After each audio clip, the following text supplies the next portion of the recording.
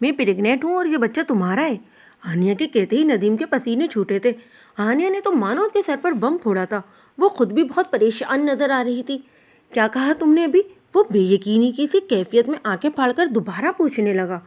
इसे अपने कानों की समाज पर एतबार नहीं हो रहा था। नदीम, मैं प्रेग्नेंट हूँ। इस बार हानिया की आवाज भर्राई हुई आई थी। क्या बकवास कर रही हो? तुम जानती भी हो तुम क्या कह रही हो? उसके औसान खत्म हुए थे हानिया की बात सुनकर। वो दोनों इस वक्त यूनि की कैंटीन में मौजूद थे। इसे फौरन ही खौफ लाहक हुआ था कि किसी ने हानिया की बातें तो नहीं सुन ली, लेकिन सबको अपनी मसरूफियत में मगन देखकर वो दोबारा हानिया की तरफ मुतवज्जा हुआ था। दबी आवाज में दांत पीसते हुए गुस्से से कहने लगा, मैं जानती हूँ मैं क्या कह रही हूँ, मुझे खुद कुछ समझ में नहीं आ रहा। जब से पता चला है मैं पागल सी हो गई हूँ। तुम प्लीज निकाह करो मुझसे, वो भी जल्द अज जल्द। वो रूहान सा लहजे में आयतगी से मिन्नती अंदाज में गोया हुई। मैं कैसे मान लूँ ये मेरा बच्चा है? तुम जैसी लड़कियां न जाने कितनों के साथ मुंह काला करती हो। खुदा जाने किसकी गुनाह की सजा तुम मेरे सर बांध रही हो। मैं तो सिर्फ एक बार वैलेंटाइन डे पर बहका था, और वो भी तुमने खुद मुझे अपनी जानिब रागिब किया था। इन 3 महीनों में तुम न जाने कितनों के साथ अपनी रातें रंगीन की हैं। नदीम एक प्ले बॉय था। वो एक अमीर खानदान से ताल्लुक रखता था। उसके वालिद पाकिस्तान के जाने माने एक्टर थे। वो पूरी यूनि में इसी वजह से काफी फेमस था। हानिया जब से यूनि में दाखिल हुई थी तब से नदीम की उस पर निगाह थी। 3 साल तक वो हानिया को अपने मोहब्बत के जाल में फंसाने की कोशिश करता रहा। उसकी मोहब्बत के झूठे दावे हानिया को अपनी जानिब राग़िबपन में कामयाब हो गए थे। वैलेंटाइन डे की रात उसने पूरा एक प्लान खेला था अपने दोस्तों के साथ मिलकर। पार्टी के बहाने वो हानिया को गेस्ट हाउस ले आया था, जहां जोरों शोर से लड़के लड़कियां गानों पर नाचते हुए नजर आ रहे थे। कुछ ड्रिंक करने में मसरूफ थे, कुछ खाने पीने में और कुछ बातों में मगन। लड़कियों के लिबास निहायती नाज़ेब थे, जिन्हें देखकर हानिया को शर्म महसूस हो रही थी। वो बार बार हॉस्टल जाने की जिद कर रही थी, मगर नदीम ने उसे जबरदस्ती रोक रखा था। उसके नापाक इरादों से अनजान सिर्फ उसका दिल रखने के लिए उस पार्टी का हिस्सा बन रही थी। नदीम उसके लिए जूस में नशे की दवा मिलाकर ले आया था। जूस पीते ही से सब कुछ धुंधला धुंधला सा नजर आने लगा। अचानक चक्कर आना शुरू हो गए। वो लड़खड़ाने लगी तो फौरन ही नदीम ने उसे संभाल लिया और उसे रूम में ले गया। हानिया को जब सुबह में होश आया तो वो भरीना हालत में बेड पर पड़ी थी। क्या किया है कल रात तुमने मेरे साथ? इसके आंसू से पूरा चेहरा भीग गया था। मैंने? ओ मैडम, मैंने कुछ नहीं किया तुम्हारे साथ। उल्टा तुमने दावत दी थी मुझे। मैं तो लड़का हूँ, बहक गया, मुझ पर मत चीखो। मुझे कुछ याद नहीं आ रहा। वो अपना सर पकड़े बैठी थी। उसका ये जुमला सुनकर नदीम के चेहरे पर शैतानी मुस्कुराहट बिखर गई। आएगा भी नहीं, डोज बहुत हाई था बेबी। अच्छा चलो रोना बंद करो, मैं तुम्हें रोते हुए नहीं देख सकता। तुम तो मेरी जान हो।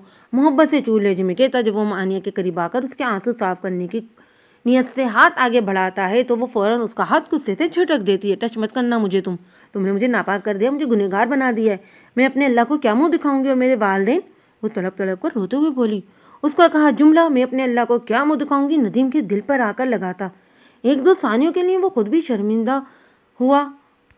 ये पहली बार था कि कोई लड़की उसके सामने इस कदर तड़प रही थी, वरना ये रंगीन रातें इसके लिए नई बात नहीं थी।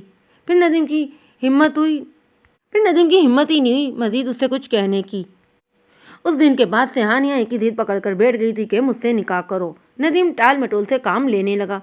2-3 महीनों से हानिया को दिलासा दे रहा था। उसके वालिद शूटिंग के सिलसिले में मुल्क से बाहर गए हुए थे। जैसे ही लौटे वो उनसे हानिया के मुतालिक शादी की बात करने लगा। धूमधाम से पूरी दुनिया के सामने उसका हाथ थाम कर अपनी दुल्हन बनाएगा। मगर 3 महीने गुजरने के बाद हानिया आज ऐसे प्रेग्नेंट होने की इत्तला दे रही थी।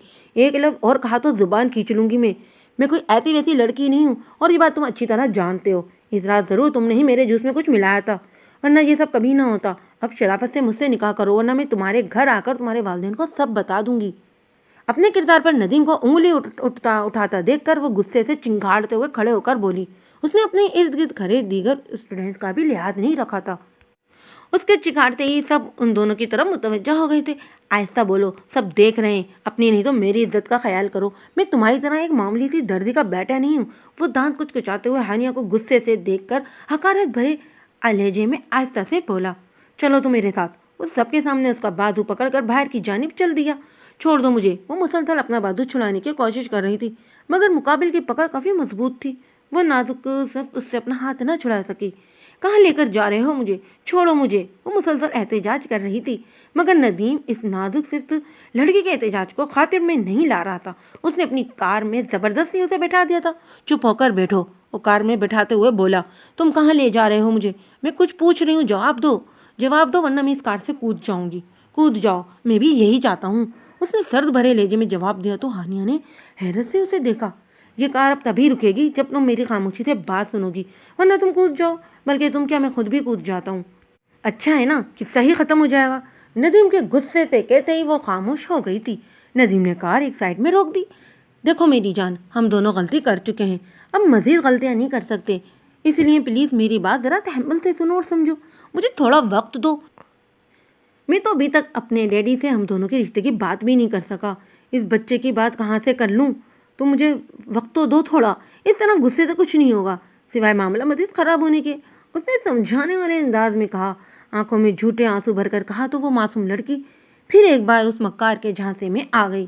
تو اب کیا کروں میں؟ وہ سر پکڑ کر بلک کر روتے ہوئے بولی۔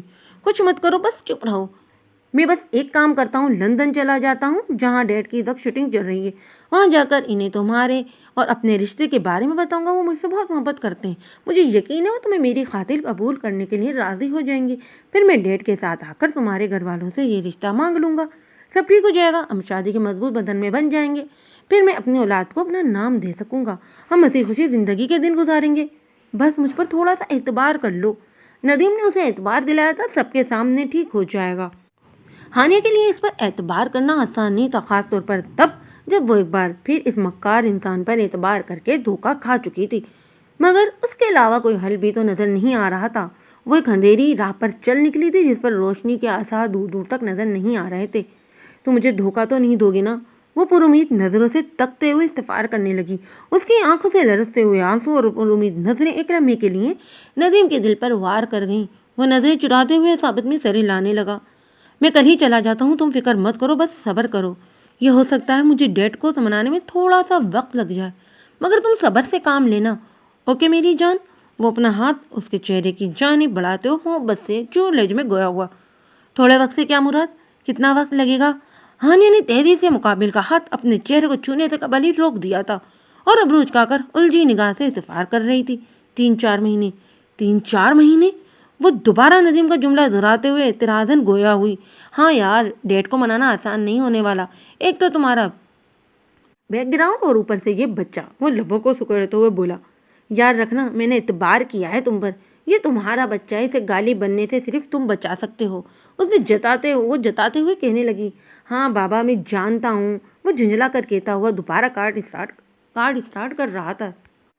1 ماہ تک ہانیہ سب سے اپنی پریگنینسی چھپاتی رہی، مگر اس کا بڑھتا ہوا وزن اور الٹیوں نے اس کا یہ راز اس کی روم میٹرز کے سامنے کھول دیا تھا۔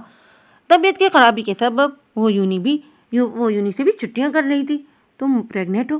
منیبا نے ڈرتے ڈرتے سوال کیا تھا، اسے الٹی کر کے بیڈ پر لیٹا ہوا دیکھ کر۔ کیا بکواس کر رہی ہو، یہ کیسے پریگننٹ ہو سکتی ہے، اس کی تو ابھی تک شادی بھی نہیں ہوئی۔ توبہ فوراً ہی مبینہ کو ٹوکتے ہوئے ڈپٹنے والے انداز میں بولی۔ مگر مجھے لگ رہا ہے کہ یہ پریگننٹ ہے، جس طرح اس کی حالت ہے مجھے شک ہونے لگا ہے۔ مبینہ کی بات سن کر ہانیہ کے تو ہاتھ پاؤں پھول گئے تھے۔ 1 ماہ گزر چکا تھا مگر ندیم نے تو پلٹ کر خبر تک نہ لی تھی۔ ایسا کچھ نہیں ہے، ہم اسے 2-3 سالوں سے جانتے ہیں، سوائے ندیم کے یہ کسی کو گھاس بھی نہیں ڈالتی، اور ندیم 1 مہینے سے غائب ہے، پھر یہ پریگننٹ کیسے ہو جائے گی؟ ماں بیچ میں کشنز کو گود میں رکھ کر ہنستے ہوئے بولی۔ مزاحیہ انداز میں گویا ہوئی اس کی بات سن کر توبہ بھی ہنسنے لگی، جبکہ مبینہ کی نگاہ تو پتھر کی بنی ہانیہ پر اٹکی تھی، جو اتنی بڑی بات پر بھی منہ میں دہی جمائے بیٹھی تھی۔ اس کی خاموشی مبینہ کے شک کو یقین میں بدل رہی تھی۔ تم کل ڈاکٹر کے گئی تھی نا، کیا کہا ڈاکٹر نے؟ کیوں آ رہی تھی تمہیں یہ الٹیاں؟ منیبا کسی تفتیشی افسران کی طرح تفتیش کرنے لگی۔ کچھ نہیں، بس دوائی لکھ دی، وہ آنکھوں پر ہاتھ رکھے دھیمے لہجے میں جواب دینے لگی۔ یار تمہیں نظر نہیں آ رہا اس کی طبیعت ناساز ہے، کیوں اتنے سوال کر رہی ہو اس سے؟ چلو تم میرے ساتھ لائبریری۔ مام نے اس کا ہاتھ پکڑ کر کھینچا تھا۔ یار میں تھک گئی ہوں، تم توبہ کو لے جاؤ، وہ بستر پر گرتے ہوئے بولی۔ اوف، اچھا توبہ پیاری بہن ہوگی، چلو نا میرے ساتھ، مام کے التجائیہ انداز میں کہتے ہوئے توبہ نہ چاہتے ہوئے بھی تیار ہو گئی تھی۔ ان دونوں کے جاتے ہی مبینہ نے دروازہ اندر سے لاک کر لیا تھا۔ تم پریگننٹ ہو نا؟ وہ پھر اپنا سوال اس کے پاس کھڑے ہو کر دہرا رہی تھی۔ کیا ہو گیا ہے تمہیں؟ کیوں فالتو سوالات کر کے مجھے تنگ کر رہی ہو؟ دماغ تو خراب نہیں ہو گیا ہے تمہارا؟ ہانیہ منیبا کے لائبریری نہ جانے کی وجہ جانتی تھی۔ اس کا ذہن ان سوالوں کے جواب کے لیے تیار تھا۔ وہ جھنجھلا کر مبینہ کو ٹالنے کی کوشش کر رہی تھی۔ ہانیہ پلیز، اگر کوئی پرابلم ہے تو مجھے بتاؤ، شاید میں تمہاری کوئی مدد کر سکوں۔ اس طرح پورے دن ہاسٹل کے کمرے میں پڑے رہنے سے یا ندیم کو بار بار کال کرنے سے کچھ نہیں ہوگا۔ اس کے کہتے ہی ہانیہ کی آنکھوں میں آنسو کی لڑی لگ گئی تھی، جنہیں وہ صاف کرتے اٹھ بیٹھی تھی۔ میں پریگننٹ ہوں۔ بڑی مشکل سے بلک بلک کر روتے ہوئے اس نے جملہ ادا کیا تھا۔ ہانیہ کو مدد کی سخت ضرورت تھی۔ وہ سمجھ نہیں پا رہی تھی کہ اسے آگے کیا کرنا ہے۔ ندیم تو سنہرے خواب دکھا کر غائب ہو گیا تھا۔ ندیم کا انتظار کرتے کرتے 1 ماہ گزر گیا تھا۔ اس کی حالت لوگوں پر آشکار نہ ہو جائے، یہی ڈر ہر وقت لاحق رہتا تھا۔ منہ کو تکیے میں چھپا کر وہ رات بھر روتی رہتی۔ وہ اپنے ماں باپ کی اکلوتی بیٹی تھی۔ دکان سے اتنی آمدنی ہو جاتی تھی کہ گزر بسر آرام سے ہو سکے۔ جب پہلی بار وہ یونی کے دروازے سے اندر داخل ہوئی تھی تو بڑے بڑے خواب آنکھوں میں لیے ہوئے تھی۔ وہ خواب جو اس کے ساتھ دن رات رہا کرتے تھے، جو اس کی آنکھوں میں بستے تھے، جو ہر لمحہ لبوں پر سجے رہتے تھے۔ ایک بہت بڑی فیشن ڈیزائنر بننے کا خواب، لیکن زندگی اس طرح کے دن بھی دکھائے گی یہ تو اس نے خوابوں میں بھی نہیں سوچا تھا۔ اس نے مبینہ کو اپنے ساتھ ہوا پورا واقعہ بیان کر دیا۔ تم بے وقوف ہو، 4 مہینوں سے جب سب چھپاتی پھر رہی ہو بجائے اس کے کہ ہم سے اپنی پرابلم شیئر کرتی۔ مجھے تو اسی دن شک ہو گیا تھا جب تم کینٹین میں ندیم پر چیخیں تھیں۔ اس کے کہتے ہی ہانیہ نے روتے ہوئے اس کے سینے سے آ لگی تھی۔ ارے میری جان، تم مت رو، تیری کوئی غلطی نہیں ہے، اس کمینے نے تجھے اس حال میں پہنچایا ہے، وہ تیری سادگی کا فائدہ اٹھا گیا۔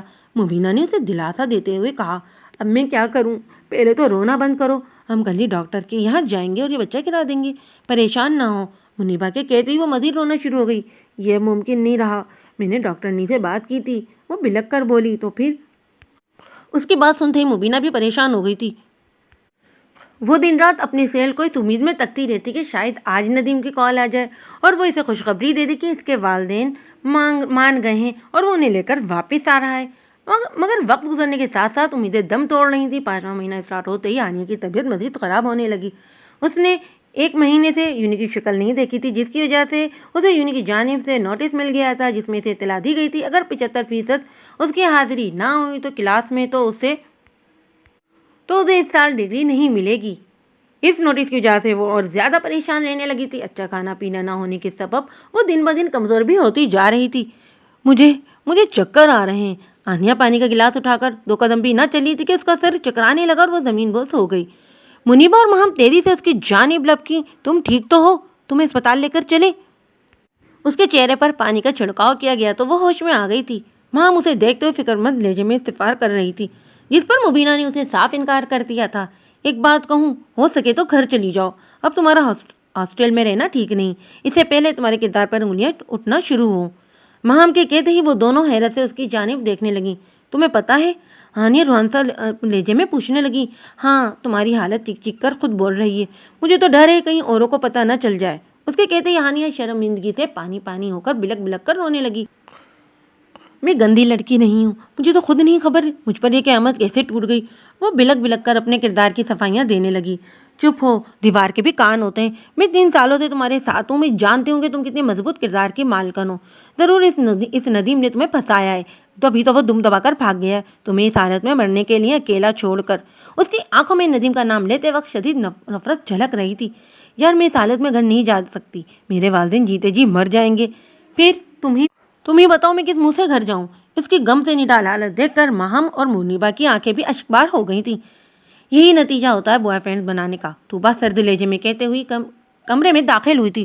بوائے فرینڈ نہیں تھا وہ میرا، منگنی کی تھی اس نے مجھ سے، کہو تو اس کی پہنائی ہوئی انگوٹھی دکھاؤں، شادی کا وعدہ کیا تھا اس نے مجھ سے۔ طوبہ کے الفاظ نشر کی طرح اس کے دل کو چبھے تھے۔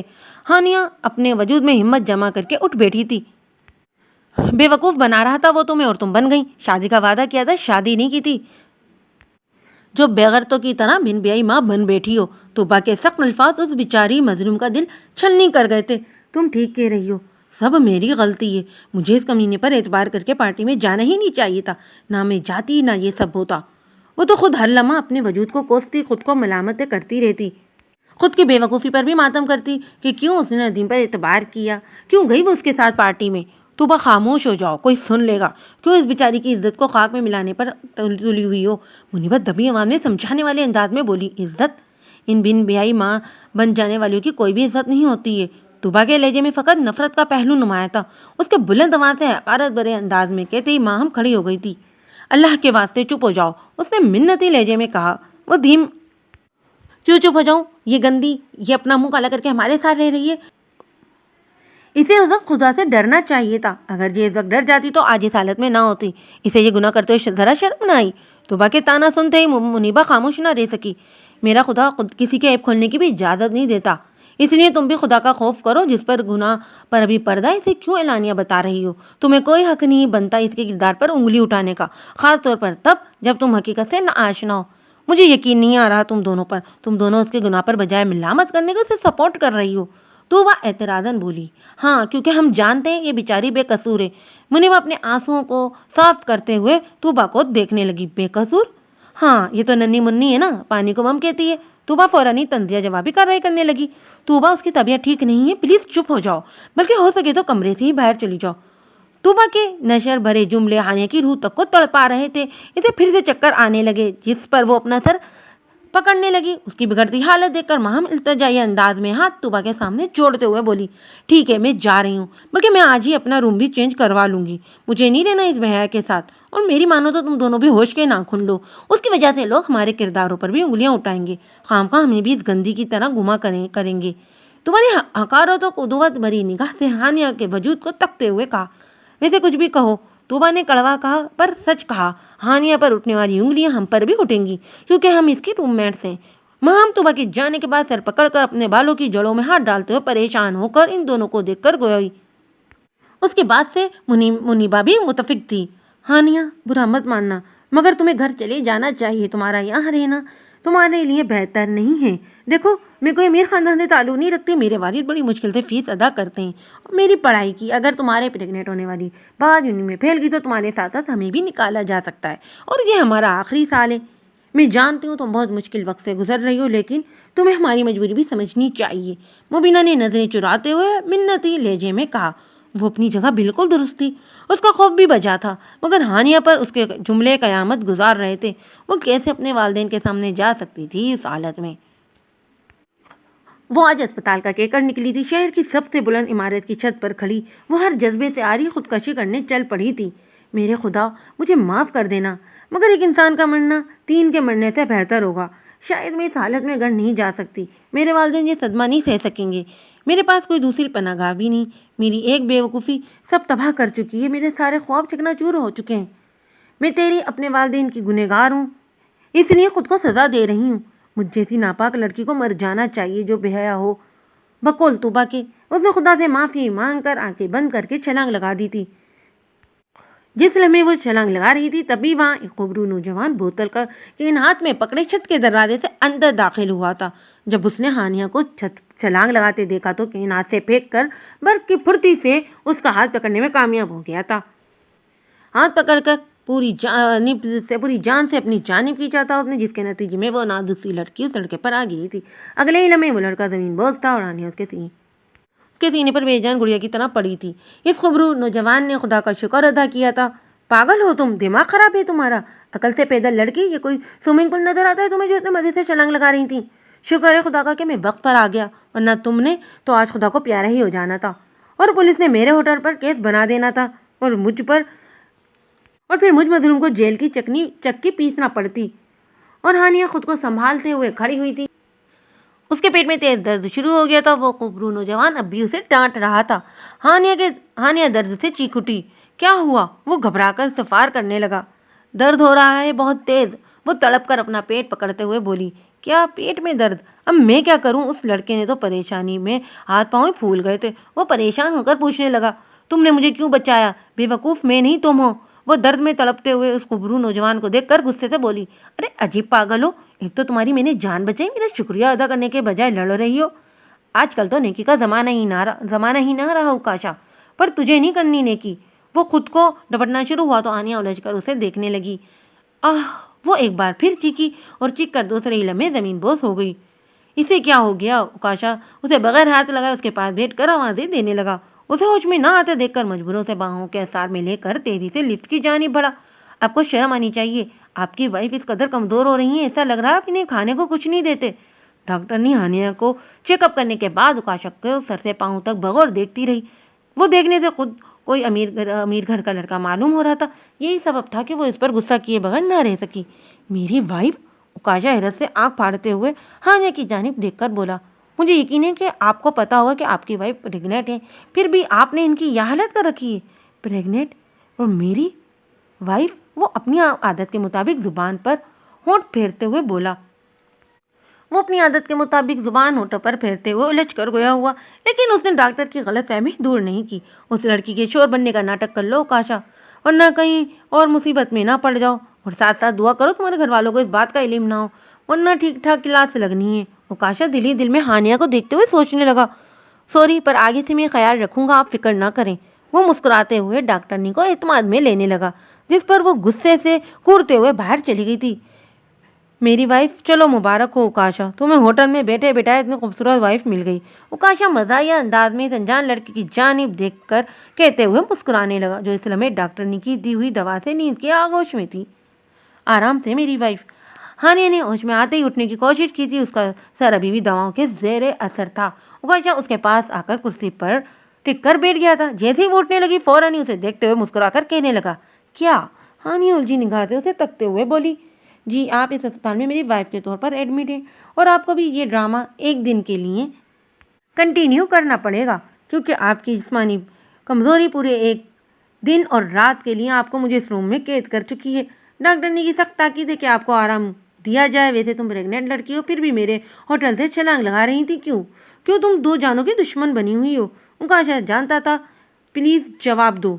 कौन उकाशा? वो लचकर पूछी। अच्छा मजाक है, तुम्हें इतना हैंडसम और डैशिंग बंदा नजर नहीं आ रहा क्या? अजीब अकल से पैदल होने के साथ साथ अंधी भी हो क्या? उकाशा अपनी शान में खुद कसीदे के कसीदे पढ़ने के बाद मुंह बसोर कर हानिया के चेहरे के करीब आकर कहने लगा, अच्छा, पर तुमने मुझे अपनी वाइफ क्यों कहा? मैं तो तुम्हें जानती तक नहीं। उसके नजदीक आते ही हानिया ने अपनी गर्दन पीछे बेड की जानिब गिरा दी थी। और प्लीज थोड़ा दूर होकर बात करो, वो लचकदार आवाज में बोली, जिस पर वो सीधा होकर बैठते हुए, क्योंकि मैं किसी और प्रॉब्लम में नहीं पड़ना चाहता था। एक दिन की तो बात है, फिर तुम अपने रास्ते, मैं अपने रास्ते। बल्कि मैं तो अपने गार्ड को तुम्हारी तस्वीर भी दे दूंगा, और उन्हें सख्त ताकीद कर दूंगा कि इस लड़की को होटल के आसपास भी ना आने दिया जाए। वो आंखें दिखाते हुए कहने लगा। उसकी आंखों में गुस्सा झलक रहा था। रास्ता? कौन सा रास्ता? क्या करूं मैं, अब घर जाऊं या हॉस्टल? मेरे लिए तो दोनों ही रास्ते कांटों से भरे हुए। और दिल ही दिल में रंजीदा होकर सोचने लगी थी, वैसे तुमने जवाब नहीं दिया, क्यों छलांग लगा रही थी तुम? और तुम्हारा हस्बैंड कहाँ है? इसे तुम्हारी अक्लमंदी का पता है? वो भ्रू चुकाकर इस्तफार करने लगा। मेरा हस्बैंड? वो तो मर गया है। नदीम का वापस ना आना हानिया की नज़र में इसका मौत ही था। उसकी सारी उम्मीदें दम तोड़ चुकी थी। यही वजह थी कि आज वो अपने वजूद को ख़त्म करने चल पड़ी थी। ओह, दुख हुआ सुनकर, मगर फिर भी खुदकशी किसी चीज़ का हल नहीं है। और फिर इस बेचारी नन्ही सी जान का क्या कसूर?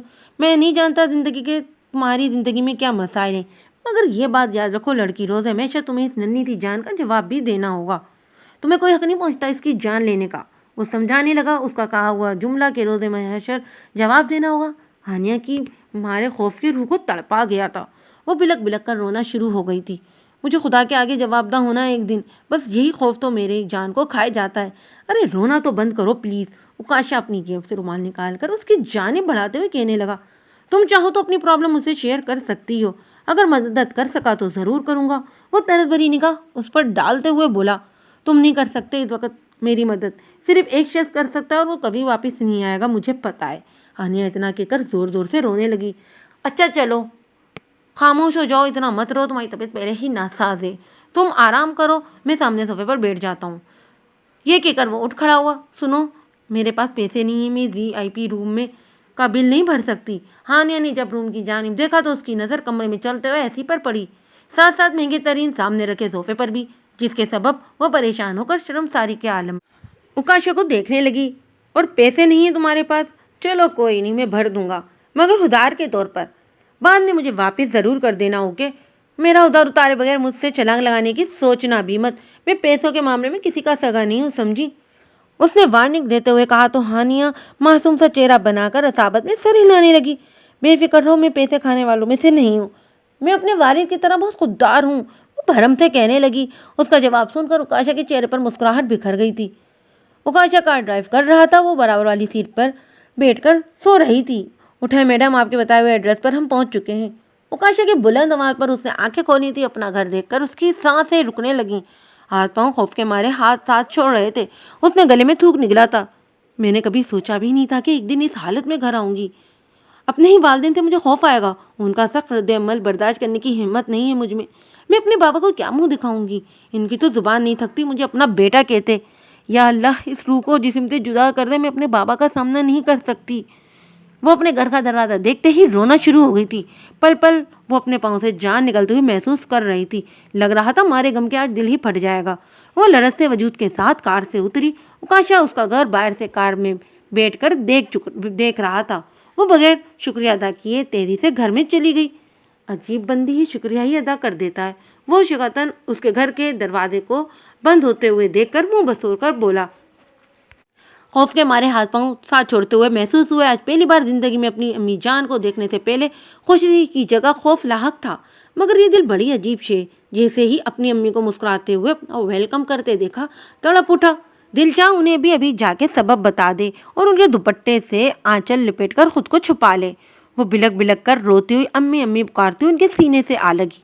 क्या हुआ मेरी बच्ची, इतना रो क्यों रही है? सब खैरियत तो है ना? रिदा बेगम फौरन ही घबरा उठी थी उसे यूं बिलक बिलक कर सीने से लगकर रोता देखकर। अम्मी जान, मैं तबाह हो गई, सब खत्म हो गया, आपकी बेटी नापाक हो गई।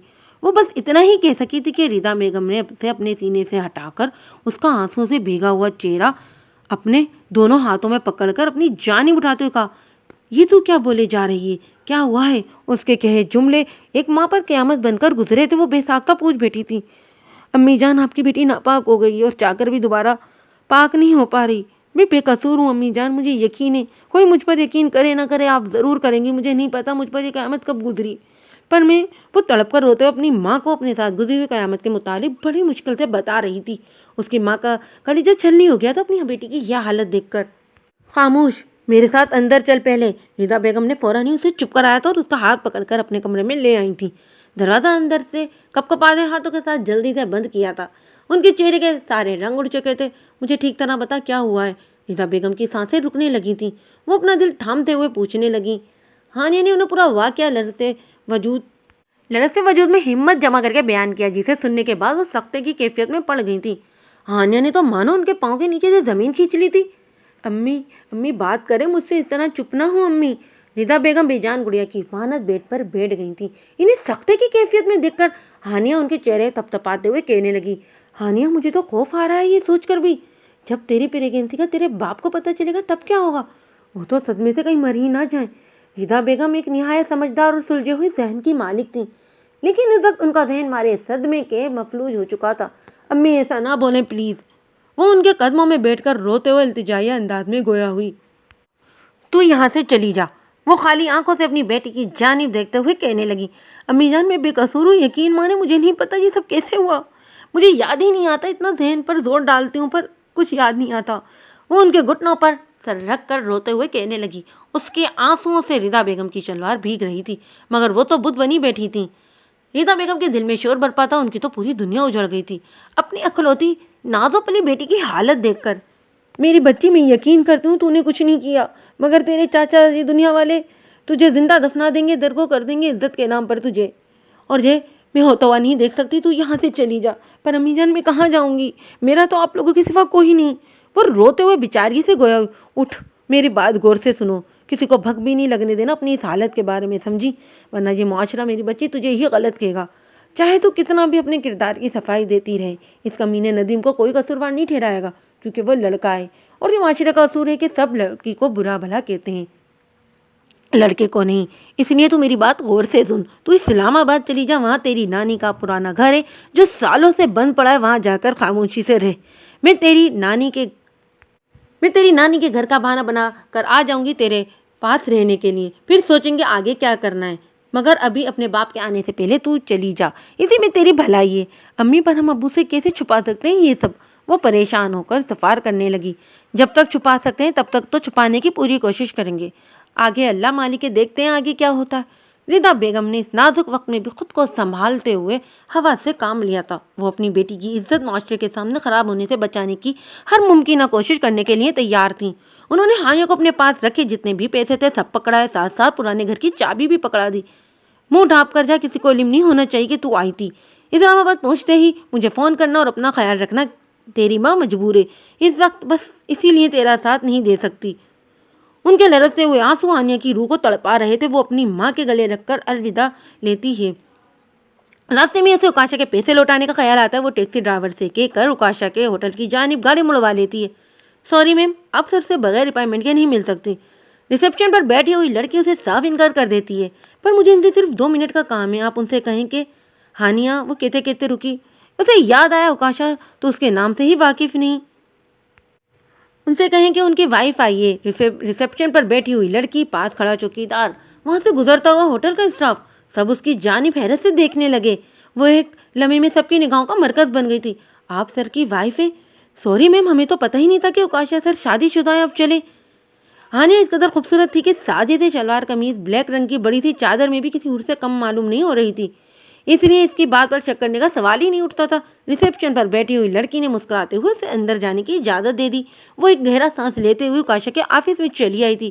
مجھے نہیں پتا تھا سر اوکاشا شادی شدہ ہیں، ایک اسٹاف ممبر دوسری کے کان میں آہستگی سے بولی۔ ہاں یار، مجھے بھی کہاں پتا تھا اتنا ہینڈسم لڑکا شادی شدہ نکل آیا، میرے تو سارے ارمان ہی مر گئے۔ دوسری اسٹاف ممبر ایک ٹھنڈی آہ بھر کر منہ لٹکائے کہنے لگی۔ پوری ہوٹل میں یہ بات آگ کی طرح پھیل گئی تھی۔ یہ لیں آپ کے پیسے۔ ہانیہ نے اسپتال کے بل کی رقم اس کی ٹیبل پر رکھتے ہوئے کہا، تم تو بڑی جلدی آ گئی۔ اوکاشا کو اتنی جلدی اس کے پیسے واپس کرنے کی امید نہ تھی، مگر اسے دوبارہ دیکھ کر چہرے پر پیاری سی مسکراہٹ بکھر آئی تھی۔ وائف مت بولو، میرا نام ہانیہ ہے۔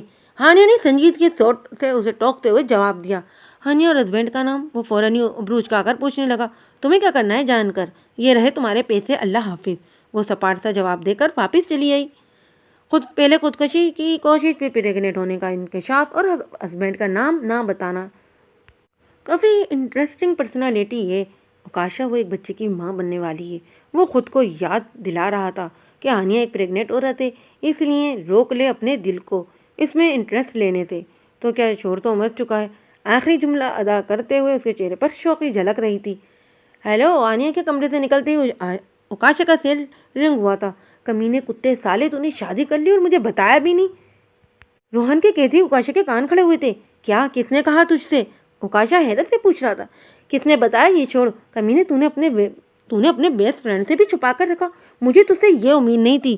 اور روحان کا دماغ پوری طرح گھوما ہوا تھا۔ وہ شکتاً کہنے لگا، ہائے، میں نے شادی جیسی مقدس سنت ادا کر دی اور مجھے ہی نہیں خبر۔ وہ الجھ کر بولا، زیادہ ناٹک نہ کر، میں نے تیرے والدین کو فون کر کے بتا دیا ہے۔ حد ہو گئی، شادی کر لی جناب نے اور بتانا بھی ضروری نہیں سمجھا۔ روحان کے کہتے ہی اس نے اپنی زبان عادت کے مطابق ہونٹوں پر پھیری۔ ابے یہ کیا کر دیا تو نے، میرے والدین کو بتا دیا؟ اب تو لگ گئی میری۔ ابھی تجھے بتانے سے پہلے پوچھ تو لیتا اوکاشا سے۔ اوکاشا اپنا سر پکڑ کر گویا ہوا، اس کا بس نہیں چل رہا تھا اپنا سر دیوار سے دے مارے۔ تو نے اچھا نہیں کیا، میں تجھے کبھی معاف نہیں کروں گا۔ دوست ہو کر بریانی بچا لی۔ وہ شکتاً منہ بسور کر بولا، ابے کون سی بریانی اوکاشا، کوئی شادی نہیں ہوئی ہے۔ اسے خاصا زور دیتے ہوئے کہا۔ اچھا تیری شادی نہیں ہوئی تو ہوٹل میں تیری وائف کیسے آئی؟ میری وائف؟ تو یہ رائتا یہاں سے پھیلنا شروع ہوا ہے اوکاشا، تیرا تو نیکی کرنا بھی بھاری پڑ گیا۔ وہ خود کو ملامت کرتے ہوئے بولا۔ بڑی مشکل سے اور روحان کو اس بات پر قائل کیا کہ وہ لڑکی اس کی وائف نہیں، اور روحان کا فون رکھتے ہی اوکاشا کے ڈیڈ کی کال آنے لگی۔ یہ کیا کر دیا اوکاشا تو نے؟ انہوں نے تو اب سچی میں تیری شادی کرا دینی ہے۔ ہانیہ میڈم، یہ کیا کیا تم نے؟ وہ بالوں میں انگلیاں ڈالتے ہوئے پریشان ہو کر گویا ہوا۔ ہانیہ بیچارے اوکاشا کی پوری زندگی کو اپنے گرد گھما کر، گویا ہلا کر، اوکاشا کی زبان میں کہو تو رائتا پھیلا کر غائب ہو گئی تھی۔ وہ تھک گیا تھا اپنے والدین کو سمجھا کر کے، وہ اس لڑکی کو جانتا تک نہیں ہے۔ وہ صرف اس کی مدد کر رہا تھا، مگر اس کے والدین ہانیہ یعنی اپنے بہو سے ملنے کی رٹ لگائے بیٹھے تھے۔ تم آخر ہماری بہو سے ہمیں کیوں نہیں ملوا رہے؟ اس کی والدہ گھر آتے ہی ہر روز کی طرح ایک ہی سوال کیا تھا۔ اوف، سانس تو لینے دے بندے کو۔ وہ صوفے پر گرتے ہوئے تھکن سے چور لہجے میں کہنے لگا، اگر وہ الگ رہنا چاہتی ہے تو بے شک رہے، پر کم سے کم ہم سے اسے ملوا تو دو۔ ظاہرہ بیگم اس کے پاس آ کر لچکدار آواز میں گویا ہوئی، ارے میری ماں، کتنی بار کہوں، وہ تمہاری بہو نہیں ہے۔ جب اوکاشا کی اس سے شادی ہو جائے گی تب بنے گی وہ تمہاری بہو۔ وہ جھنجھلا کر کہتا ہوا کھڑا ہو گیا تھا۔ اگر تمہاری بیوی نہیں ہے تو پھر تم نے خود کو اس کی وائف کیوں بتایا تھا؟ عشا نے خود اپنی آنکھوں سے دیکھا تمہیں اسپتال میں تمہاری وائف کے ساتھ۔ تم کیوں کر رہے ہو تمہارے ساتھ ایسا؟ کیوں نہیں ملاتے ہماری بہو سے ہمیں؟ اللہ، یہ عشا خالہ ہمیشہ غلط مقام پر پائی جاتی ہیں۔ ارے میری ماں اوکاشا کیوں چھپائے گا، وہ میری وائف نہیں ہے، کتنی بار کہوں گی تو پیپر پر لکھ کر دے دوں گا۔ وہ اپنی والدہ کے آگے تھکے تھکے انداز میں کہہ کر سیڑھیاں چڑھنے لگا۔ تو پھر ٹھیک ہے، تم شادی کر کے یہ قصہ ختم کر دو۔ ان کی بات سن کر قدم خود بخود رکے تھے۔ وہ ایک لمحے کے لیے پورے لاؤنج میں خاموشی چھا گئی تھی۔ شادی کا نام سنتے ہی اس کی آنکھوں کے آگے ہانیہ کا خوبصورت سراپا لے رہا تھا۔ شادی نہیں، ابھی میرا کوئی ارادہ نہیں۔ آپ چھوٹی کی کرا دیں، اچھا ہے، گھر میں کچھ رونق لگ جائے گی۔ وہ مسکرا کر انکار کرتے ہوئے اپنے کمرے کی جانب بڑھ گیا تھا۔ اوکاشا نے ہانیہ کو ڈھونڈنے کی بہت کوشش کی۔ اس چکر میں وہ دو ایک بار ہانیہ کے گھر بھی گیا، لیکن اس کی والدہ نے صاف انکار کر دیا کہ وہ کسی ہانیہ کو نہیں جانتی اور وہ دوبارہ یہاں نہ آئے۔ وہ دن رات سست سی پڑی رہتی، اب تو اس کی آنکھیں بھی سوکھ گئی تھیں رو رو کر۔ ردا بیگم نے اپنی چھوٹی بہن کو بھیج دیا تھا ہانیہ کے ساتھ رہنے کے لیے۔ وہ دن بدن کمزور سے کمزور تر ہوتی جا رہی تھی۔ اس بیچاری مظلوم لڑکی کو نہ دن کی خبر تھی نہ رات کی۔ جائے نماز پر اکثر گھنٹوں بیٹھ کر ہر روز ایک ہی دعا کرتی کہ اسے موت آ جائے اور اس گناہ بھری زندگی کا اختتام ہو۔ ہر روز ایک بار ندیم کو ضرور کال کرتی۔ اس کے دل میں ابھی بھی کہیں نہ کہیں ایک ہلکی سی امید موجود تھی کہ شاید ندیم آ جائے اور اس بچے کو اپنا نام دے دے، معاشرے میں اسے گالی بننے سے بچا لے اور سب سے بڑھ کر کے اسے بچا لے لمحہ لمحہ اذیت بھری زندگی سے۔ اس کی خالہ کو بہت ترس آتا تھا اس کی غم سے نڈال حالت دیکھ کر، مگر وہ دل براشتہ لڑکی خود پر ذرا ترس نہ کھاتی تھی۔ کبھی کبھی بیٹھے بیٹھے روتے روتے اپنے پیٹ پر ہاتھ رکھ کر دعا کرنے لگتی کہ اسے موت آ جائے یا یہ پیدا ہوتے ہی مر جائے اور نہ معاشرہ اسے جینے نہیں دے گا۔ جس کے بعد بیچاری ننھی تھی جان کی تو کوئی خطا بھی نہیں تھی، غلطی اس دھوکے باز ندیم اور میری ہے، تو سزا بھی ہمیں ملے، اس ننھی تھی جان کو نہیں۔ دن ایسے ہی پرسوز انداز میں گزر جاتے، یہاں تک کہ 2 مہینے بعد جب بچہ صرف 7 ماہ کا ہوا تھا اس کی ولادت ہو گئی۔ آس پاس کے لوگوں کو خالہ نے یہی بتایا تھا کہ ہانیہ ایک بیوہ ہے۔ امی جان کہاں لے جا رہی ہیں اسے؟ اپنا بیٹا دیکھتے ہی اس نے رونا شروع کر دیا تھا۔ اس کی خالہ نے ہسپتال میں بچے کے باپ کا نام ندیم ہی لکھوایا تھا۔ وہ دونوں دن رات کی تاریکی میں ہانیہ کو بچہ سمیت گھر لے آئی تھیں۔ جب وہ ننھا سا بچہ سو رہا تھا تو ردا بیگم نے اسے گود میں بھر لیا اور خود کالی چادر میں منہ ڈھانپ کر باہر کی جانب چل دیں۔ اسی لمحے ہانیہ کی آنکھ کھل گئی۔ وہ ماں کو اپنا بچہ لے جاتا دیکھ کر پریشان ہو کر پوچھنے لگی، تم سو جاؤ اور آج سے یہ سمجھ لو کہ تمہارا کوئی بچہ ہوا ہی نہیں۔ وہ انتہائی سخت الفاظ میں اتنی آسانی سے ادا کر گئی کہ ہانیہ حیرت سے ان کا چہرہ دیکھنے لگی۔ یہ کیا بول رہی ہیں آپ؟ امی جان میرا بیٹا واپس کر دیں، اس ننھی سی جان پر رحم کریں۔ وہ فوراً اٹھ کر بیٹھتے ہوئے احتجاج بلند کرنے لگی۔ اس کی خالہ بھی کمرے میں آ گئی تھی اس کا احتجاج سن کر۔ پاگل مت بنو ہانیہ، یہ تمہارا بیٹا نہیں ہے، یہ اس کمینے دھوکے باز ندیم کا بیٹا ہے، اس کا گناہ ہے یہ، تم بھلا کیوں اسے پالنے لگی؟ اس کی خالہ سمجھانے والے انداز میں کہہ کر اس کے سر پر ہاتھ رکھ کر حوصلہ دینے لگی۔ یہ کیا کہہ رہی ہیں آپ؟ یہ بچہ ہے، اسے نہیں علم کہ یہ کس کا دھوکہ ہے یا گناہ، یہ ہے کہ کسی کی پاکیزہ اولاد۔ اس کی سانسیں چل رہی تھیں جیسے آپ کی اور میری۔ یہ انسان ہے اور انسان ہونے کے ناطے اس کے بھی حقوق ہیں۔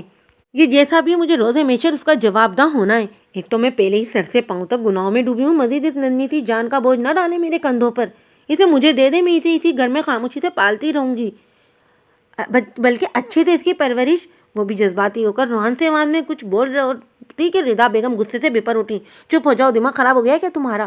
تمہیں اندازہ بھی نہیں ہے تمہارے خاطر کتنی مشکل سے اس راز کو سب سے چھپا رہی ہوں۔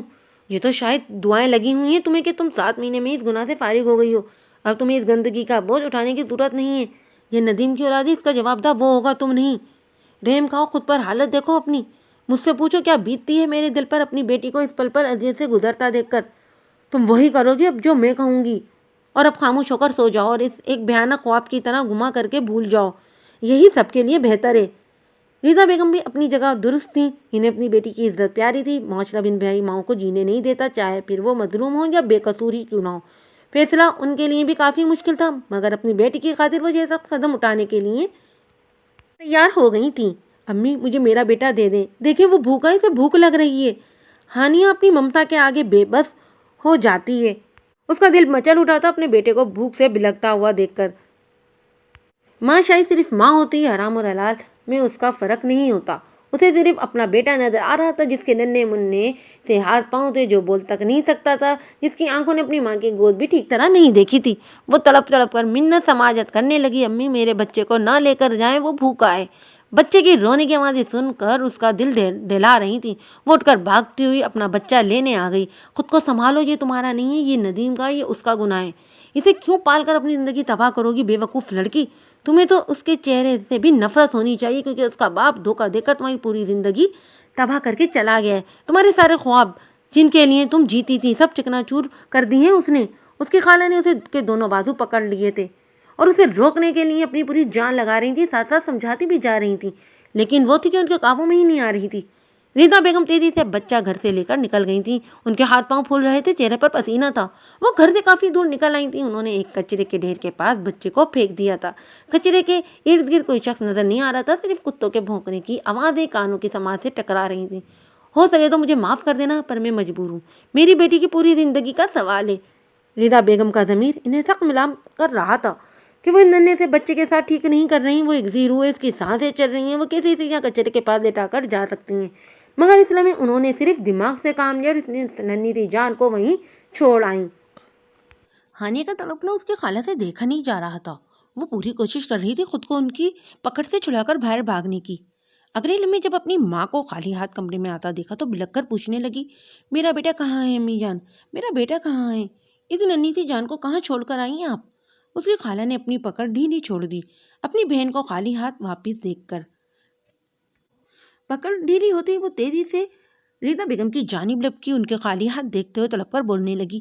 وہ ایک ماں تھی جو بلک بلک کر رو رہی تھی اپنی اولاد کے لیے، جس کا رونا دیکھا نہیں جاتا تھا ان دونوں خواتین سے۔ امی آپ نے ٹھیک نہیں کیا، ندیم اور میرے گناہ کی سزا اس ننھی سی جان کو دیے، اس کا کیا قصور ہے اس سب میں؟ وہ ایک زیرو ہے امی، اسی کا خیال کر لیتی۔ آپ میں اپنے بیٹے کو روزے مشر کیا منہ دکھاؤں گی؟ جب وہ میرا دامن پکڑ کر پوچھے گا ماں میرا کیا قصور تھا، تب کیا جواب دوں گی میں اسے؟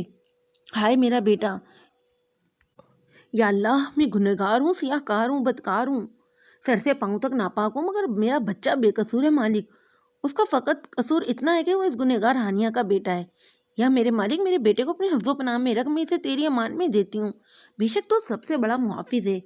وہ سود و گداز سے نڈھال زمین پر گر کر اپنے خدا سے مدد کی طالب تھی۔ ہاں یا تمہاری عقل پر پتھر پڑ گئے ہیں؟ ارے گناہ تھا وہ حرام کی اولاد، اس کے لیے دعائیں کیوں کر رہی ہو؟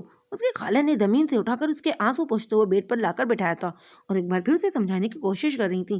حرام؟ انسان کیسے حرام ہو سکتا ہے خالہ؟ آپ یہ کیوں نہیں سوچتے کہ وہ ایک زیرو ہے؟ اس کے حرام ہونے کے باوجود شریعت 120 دن کے بعد یعنی اس میں روح آنے کے بعد ابورشن کی اجازت نہیں دیتی۔ اگر تم 120 دن کے بعد ابورشن کرواتے ہو تو یہ ایک قتل ہے۔ آپ سمجھتی ہیں اس نازک ایک بات کا مطلب؟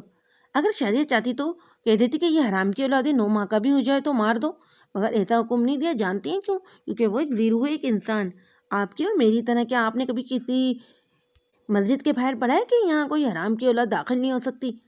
کیا آپ نے سنا ہے کہ اسلام نے قید لگائی کہ حرام کا بچہ مسلمان کا نہیں ہو سکتا، وہ نماز نہیں پڑھ سکتا، وہ قرآن نہیں پڑھ سکتا، یا وہ مسجد میں 5 جگہ پر داخل نہیں ہو سکتا؟ پھر ہانیہ اپنی خالہ کا چہرہ دیکھنے لگی جو اسلام میں شرم ساری سے جھکتا جا رہا تھا، ان کے پاس کسی سوال کا جواب جو نہیں تھا۔ یہ دیکھ کر وہ ایک لمحے کے لیے تنزیہ مسکرا دی۔ نہیں، ایسا کبھی نہیں سنا ہوگا آپ نے، کیونکہ وہ ایک زیرو ہے، ایک انسان۔ روزے میشر مجھے جواب دہ ہونا ہے اس ننھی سی جان کا۔ یہ کیوں نہیں سمجھ رہی ہیں آپ لوگ؟ معاشرے کے ڈر سے میرے زندہ بچے کو نہ جانے کہاں پھینک آئی ہیں آپ لوگ۔ ہائے اللہ میرا بیٹا، بس اتنا کہنا تھا کہ وہ تڑپ تڑپ پر بیڈ پر بے جان گڑیا کی مانت گری۔ ریتا بیگم خود تو بدھ بنی اپنے خالی ہاتھ تک رہی تھیں، انہیں ابھی بھی اپنی ثقافت بھرے عمل پر یقین نہیں آ رہا تھا۔ وہ بار بار دل سے خود سے پوچھتی، کیا واقعی وہ ایک ننھی سی جان کو کچرے کے پاس سنسان علاقے میں جانوروں کے بیچ چھوڑ آئی ہیں؟ پھر خود کو ہی دلاسا دیتی کہ انہوں نے کچھ غلط نہیں کیا ہے۔ اگر بچہ ہانیہ کے پاس رہتا تو خاندان اور معاشرہ ان کی بیٹی کو زندہ درگور کر دیتا۔ وہ لاکھ خود کو دلائل دے رہی تھی کہ ان کا فعل غلط نہیں تھا، اس کے باوجود ان کا ضمیر سخت ملامت کر رہا تھا، جس کے سبب وہ ہانیہ کی طرف نظر نہیں اٹھا پا رہی تھیں۔ ریتا آپا دیکھیں، یہ بے ہوش ہو گئی ہے، اس کی خالہ چیختی ہوئی ریتا بیگم کو بلانے لگی۔ ان کی آواز پر وہ حواسوں میں لوٹی اور تیزی سے ہانیہ کی جانب لپکی۔ ماں کی دعا تھی، وہ بھی دل سے نکلی۔ ماں کی دعا تو عرش کو ہلا دے، اس بچے کو بھلا کوئی نقصان کیسے پہنچا سکتا تھا جب اس کے ارد گرد اس کی بے بس ماں کی دعا کا حصار بندھا ہوا تھا۔ پاپا واش روم، 3 سالہ بچہ اپنے والد کو دیکھ کر کہنے لگا، جو اس وقت کار ڈرائیو کر رہے تھے، اسے واش روم جانا ہے، جلدی کرو۔ بچے کے والدہ نے اپنے شوہر کو دیکھ کر پریشان صورت بولی، ارے بھائی صبر کرو، ایک تو میں غلط راستے پر آ گیا ہوں، اوپر سے تم شور مچا رہی ہو، کتنی بار کہا ہے پیمپر باندھا کرو اسے، کہیں جانے سے پہلے پر سنتی کب ہو تم میری؟ وہ راستہ بھٹک گئے تھے، اسی لیے آگے کی جانب جھکتے ہوئے جھنجھلا کر جواب دینے لگے، اس میں میری کیا غلطی ہے؟ تمہارا بیٹا پہنتا ہی نہیں ہے، رونا دھونا مچا دیتا ہے۔ اگر یقین نہ ہے تو کبھی خود ٹرائی کرو پہنا کر، جب دیکھو مجھ پر غصہ کرتے ہوتے رہتے ہیں۔ بچے کی والدہ فوراً ہی کمر پر ہاتھ ٹیکا کر جوابی کارروائی کرنے لگی، پاپا واش روم۔ जल्दी। बच्चे के सब्र का पैमाना लबरेज होता जा रहा था। वो मचलते हुए कहने लगा, बेटा रुक जाओ, कार में मत करना। पापा वॉशरूम जल्दी में, वरना मैं कार में कर दूंगा।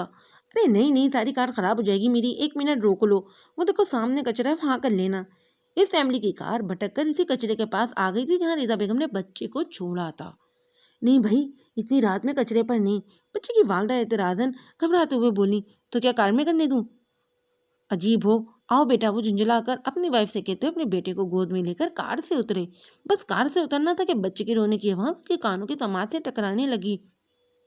पापा जल्दी। उनका बेटा जल्दी जल्दी मचा रहा था तो उसे कचरे के पास खड़ा करके इस समय तो बड़े जहां से बच्चे की रोने की आवाजें आ रही थी।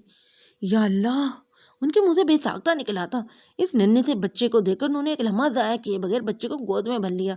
तुम्हें किसी बच्चे की रोने की आवाज? इनकी वाइफ भी कार से उतर आई थी बच्चे की रोने की आवाज सुनकर। उनका जुमला अधूरा ही रह गया था अपने शोर की गोद में एक पिंक रंग के कंबल में लिपटे बच्चा देखकर। या अल्लाह, इतना छोटा बच्चा! कौन जालिम है जो इसे इंसान कचरे में फेंक गया? हाथ नहीं कांपे उसके? हाय, ये तो अभी भी पैदा हुआ है ऐसा मालूम होता है। इस खातून ने फौरन ही बच्चे को अपने शौर से ले लिया था। अपनी बाहों के आसार में जकड़ते और तरस खाकर कहने लगी, पापा बेबी।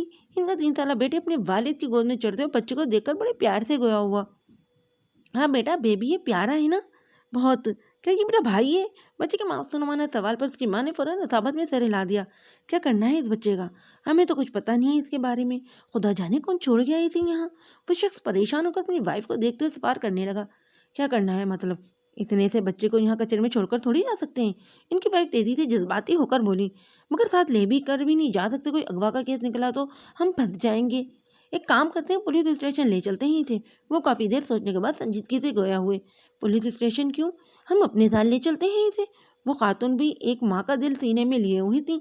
उनका दिल बच्चे को पुलिस स्टेशन में छोड़ने के लिए आमद ना हुआ। अच्छा कार में बैठो, यहाँ सुनसान जगह पर ज्यादा देर रुकना ठीक नहीं। वो कार की जानिब बढ़ते हुए गोया हुए। इस खातून ने अपने बेटे को पिछली वाली सीट पर बैठाया और खुद बच्चे को लेकर ड्राइविंग सीट के बराबर वाली सीट पर बैठ गई। पूरी रात से मियाँ बीवी बच्चे को लेकर बहस करते रहे। वो खातून पुरजोर कोशिश कर रही थी अपने शोर को मनाने की। अचानक खातून की नजर बच्चे के हाथ पर गई। इसके सीधे हाथ की कलाई पर काले रंग का पैदाइशी निशान था।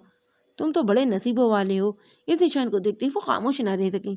बच्चे से मुखातिब होकर उसके कलाई बगौर देखते हुए कहने लगी। दिल में न जाने क्या समझ के अपने गले से आर का अल्फाबेट का लॉकेट उतार कर इस बच्चे को पहना दिया। अपना अल्फाबेट का लॉकेट इसे क्यों पहना रही हो? इस पर तुम्हारे नाम का अल्फाबेट है। खातून के शोर फौरन ही उलझ कर पूछने लगे। बस दिल किया। वो खातून खोए खोए अंदाज में कहने लगी। उन्होंने अल्फाबेट आर का लॉकेट बच्चे के गले में डाल दिया था। खातून के लाख समझाने के बावजूद उनके शौहर ने बच्चे को पुलिस स्टेशन छोड़ दिया। वहां से बच्चे को यतीम खाने भेज दिया गया। एक माह गुजरने को था, मगर हानिया अपने सदमे से थी कि बाहर ही नहीं आ रही थी। वो अक्सर रातों को चीखते हुए उठ बैठती कि अम्मी मेरा बच्चा भूखा है, रो रहा है, इसे ना लेकर जाएं।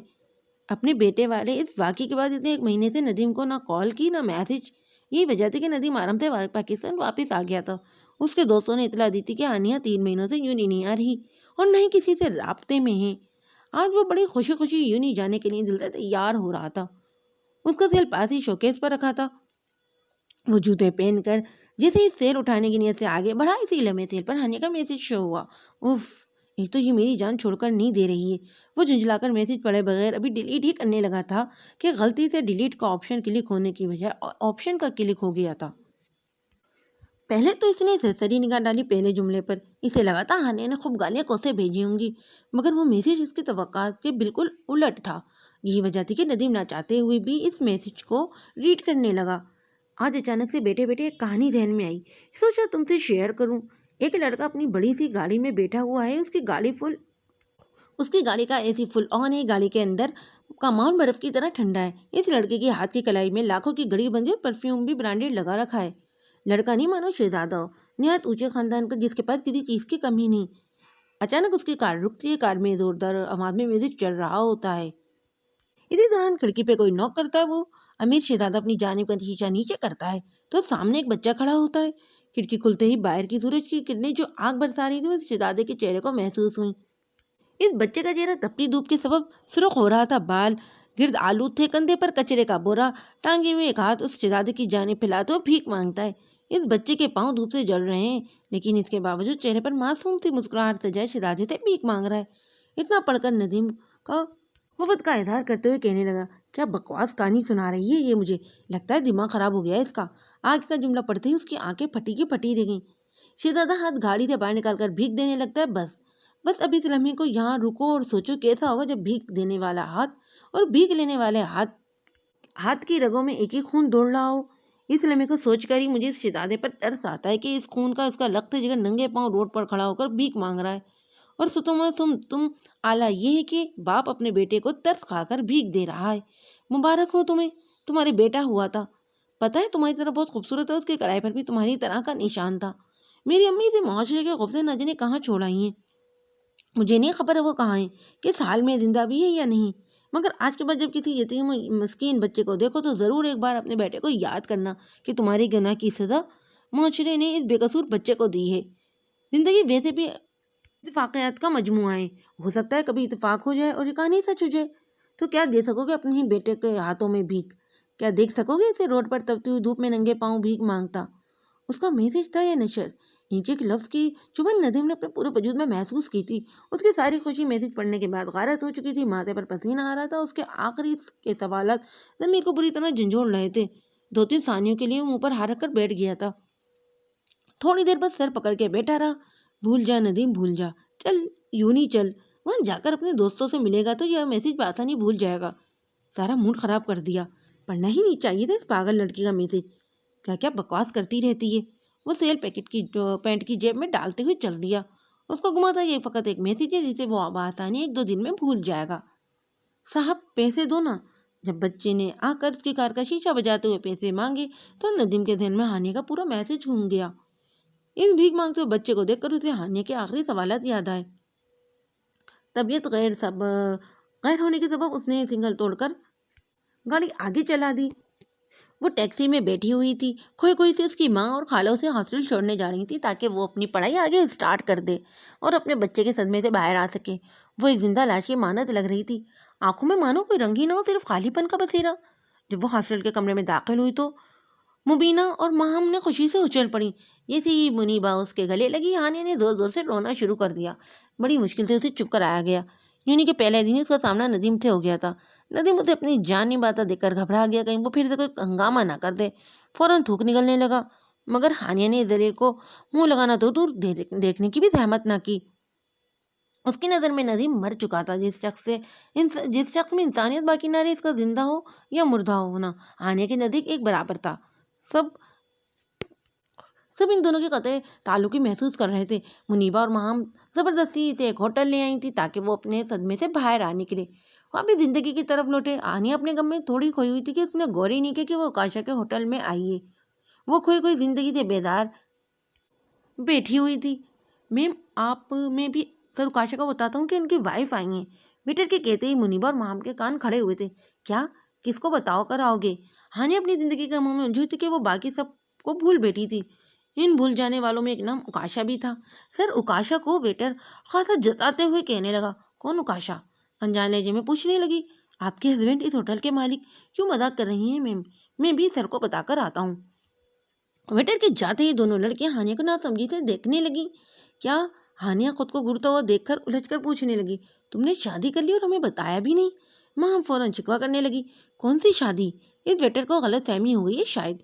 ویٹر نے ریسیپشن پر جا کر اطلاع دے دی تھی۔ ہیلو سر، اکاشا نے آج طبیعت خراب ہونے کے سبب چھٹی کر لی تھی۔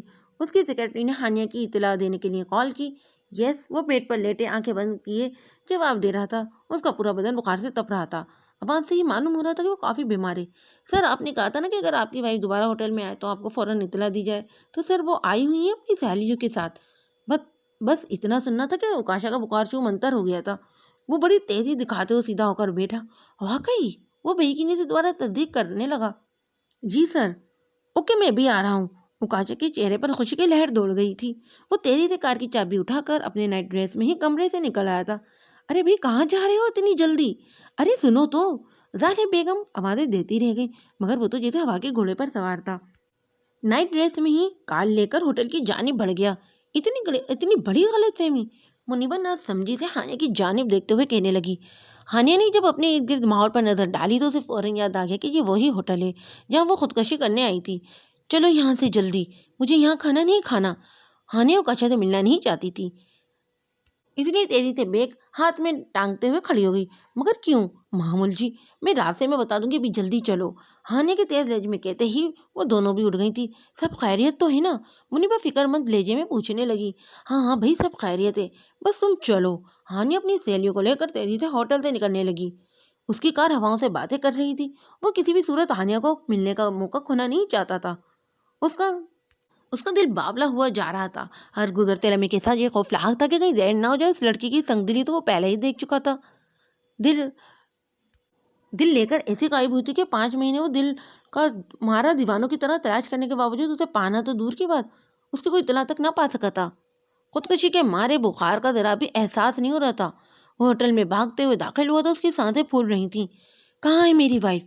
वो हाँफते हुए अपनी सेक्रेटरी से पूछने लगा। सर, वो तो चली गई। बस इतना सुनना था कि उसका चहकता हुआ चेहरा मुरझा गया। चली गई यार? रोका क्यों नहीं तुमने उसे? वो फौरन ही सर पकड़कर गुस्से से बोला। सर, मैंने तो कोशिश की थी। उसकी सेक्रेटरी सर झुकाते हुए धीमे से गोया हुई। पता है कितने दिन से ढूंढ रहा हूँ उसे, पूरे 5 माह 3 दिन और 1 घंटे से। उफ यार, तुम कुछ भी करके रोकना चाहिए था उसे। गम गुस्से की मिली जुली कैफियत में गिरफ्तार था वो। ओह नो, मेरा सेल तो टेबल पर ही रह गया शायद। माम अपने पर्स में से सेल ढूंढते हुए परेशान होकर बोली। माम, हद करती हो तुम भी यार, अब वापस जाना पड़ेगा। मुनीबा के कहते ही हानिया ने टैक्सी ड्राइवर को वापस चलने को ही कहा। वो तीनों वापस होटल की जानिब आ रही थी। उकाशा उदास सा चेहरा बना होटल के मेन गेट से बाहर निकल रहा था। हम दोनों जाकर सेल लाते हैं, तब तक तुम टैक्सी में ही रहना। मुनीबा और माँ हम सेल लेने की गरज से होटल की जानिब बढ़ गई। इत्तेफाक से वो दोनों उकाशा के बराबर से गुजरते होटल में दाखिल हुई। या अल्लाह, पता नहीं मेरा बेटा क्या कर रहा होगा, कहाँ होगा। वो ठीक तो होगा ना? शायद उसे भूख लगी होगी। या अल्लाह, मेरे बच्चे की हिफाजत करना। ऐसा कोई लम्हा नहीं था जिसमें वो बेबस माँ अपने बेटे की हिफाजत की दुआ न करती हो।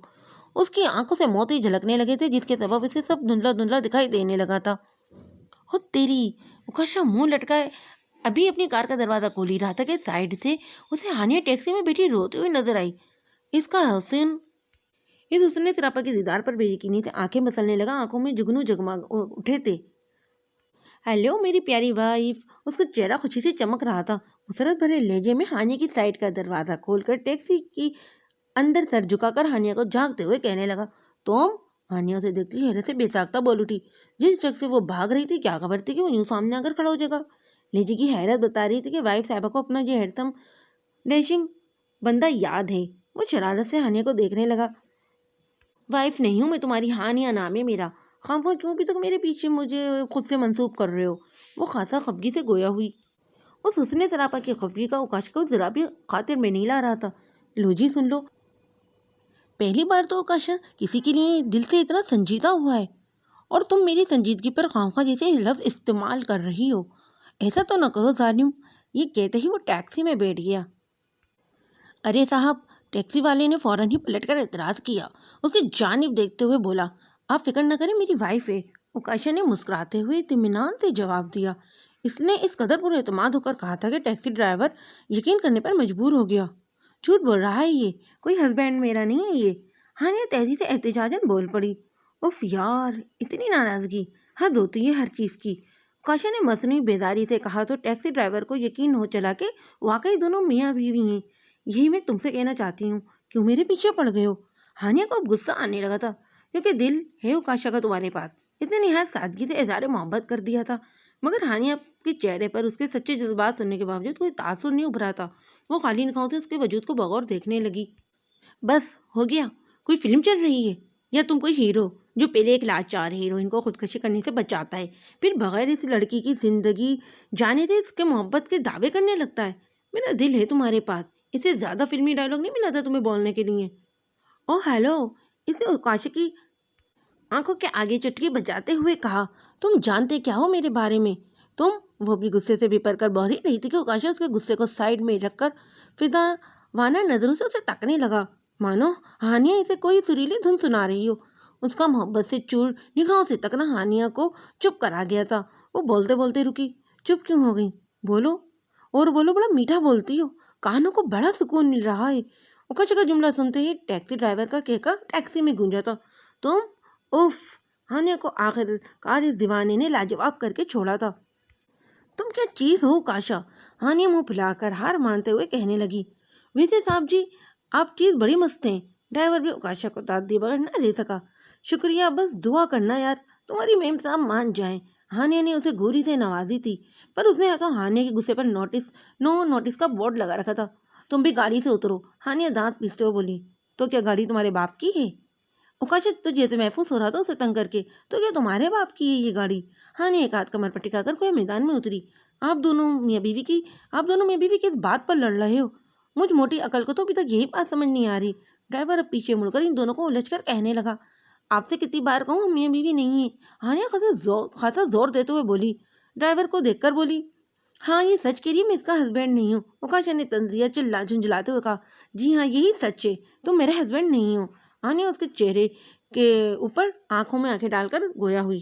ہاں بھائی میں بھی تو یہی کہہ رہا ہوں کہ تمہارا ہسبینڈ نہیں، بس میں جھوٹا، ڈاکٹر نہیں صاحبہ جھوٹی، میرا پورا ہوٹل کا اسٹاف جھوٹا، میرے اشنا خالہ جھوٹی، میرے والدین جھوٹے، بس ایک تم سچی ہو۔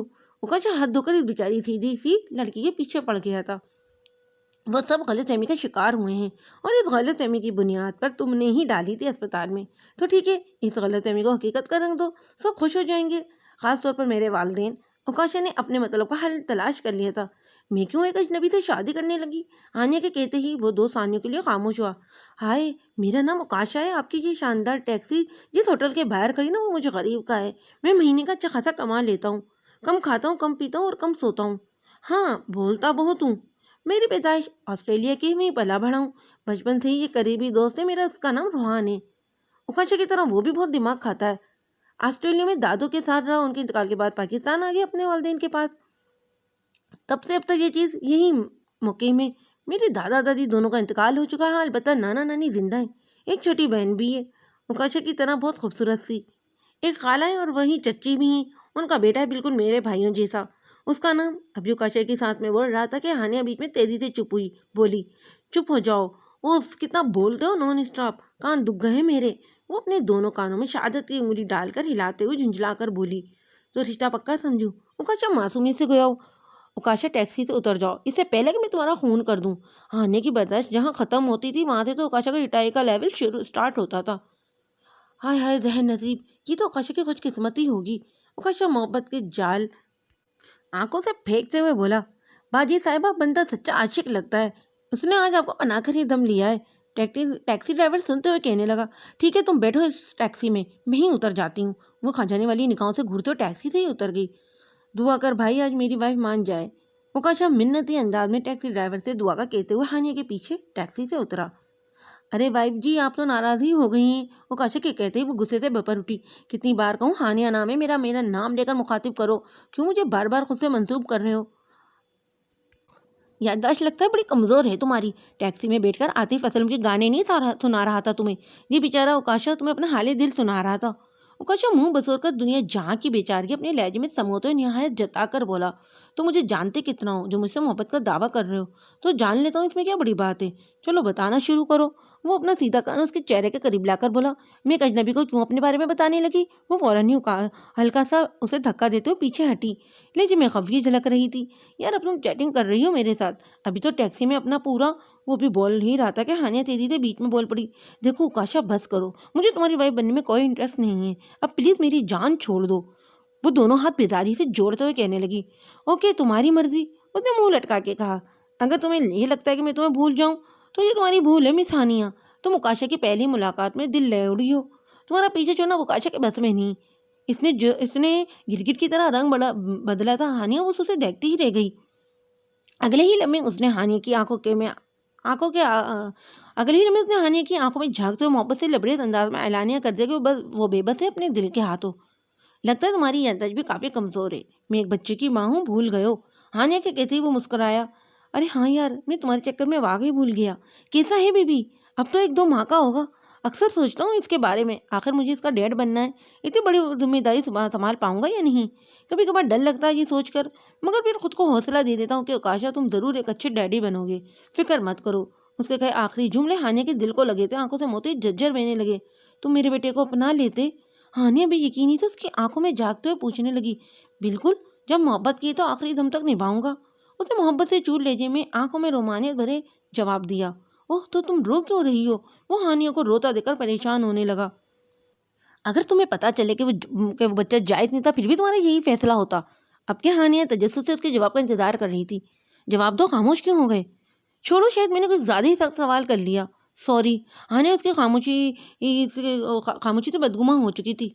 سوری، دیر ہو گئی آنے میں، وہ دراصل اس کا سیل ہی نہیں مل رہا تھا۔ منیبا اور ماہم نے آتے ہی معذرت طلب کی۔ ہانیہ نے بھی انہیں دیکھتے ہی اپنے آنسو صاف کیے تھے۔ یہ کون؟